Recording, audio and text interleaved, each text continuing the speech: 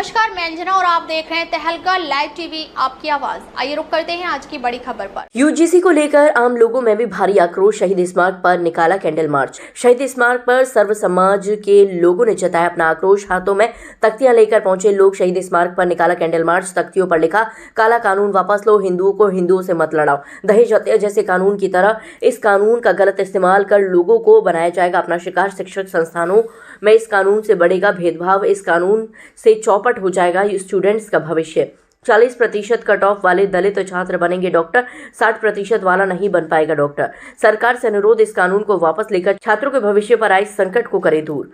ये कानून सही मायने में लाया तो इक्वलिटी के नाम पर गया है, लेकिन बिल्कुल पहले दिन से ही इसका विचार भेद पैदा करने का है।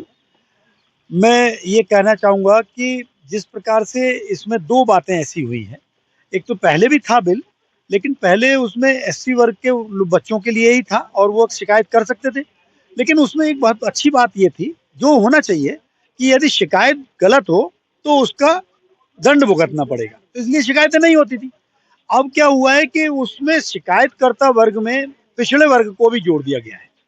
पिछड़े वर्ग को जोड़ने से एक बड़ा वर्ग इस प्रकार का हो गया, जिसमें कि इसीलिए ये सवर्ण के नाम पर हो रहा है।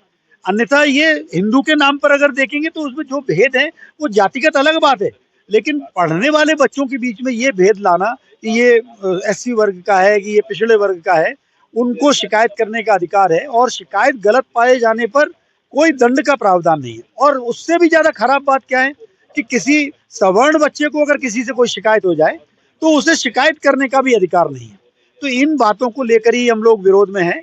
और लोग कहते हैं अरे साहब कानून अभी ऐसा क्या बिगड़ गया जिससे कि, लेकिन बिगड़ता क्या है इसका एक उदाहरण देके बात को पूरी करूंगा कि जैसे जब ये दहेज वाला कानून आया था ना, तो उस समय एक तरफा ऐसा हो गया था कि लड़की वाले की तरफ ही सारे लोग हो जाते थे, और उसमें मैंने अपने मित्र के पिताजी को आत्महत्या करते हुए देखा है कि जैसे पुलिस आ जाती है तो आत्महत्या कर ली।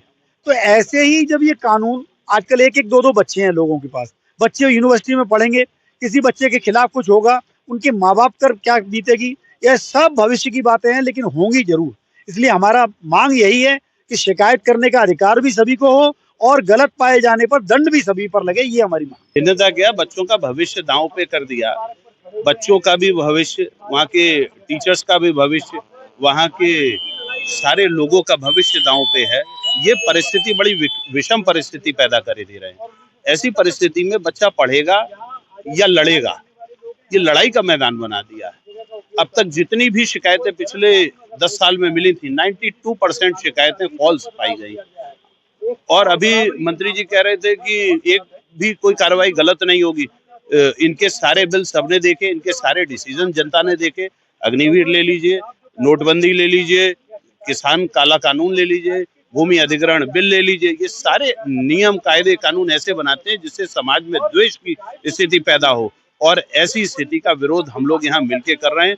आप झूठी शिकायतों पे लोगों को कार्रवाई नहीं करेंगे। आपको अगर इतना ही डर है तो हर कॉलेज में चप्पे चप्पे पे कैमरा, और वो भी वॉइस वाला कैमरा लगा दीजिए ना। जो भी बातचीत चर्चा हो रही है उसकी रिकॉर्डिंग होगी। अगर कोई गलत बोलेगा वहां पकड़ा जाएगा ना। आप झूठी शिकायतों को प्रोत्साहन देने के लिए, समाज को विद्वेष की तरफ धकेलने के लिए तैयारी कर रहे हैं, इसका विरोध। तकलीफ बस इतना ही, फिर मिलते हैं एक ऐसे ही बड़ी खबर के साथ। तब तक के लिए नमस्कार और देखते रहिए तहलका लाइव टीवी, आपकी आवाज।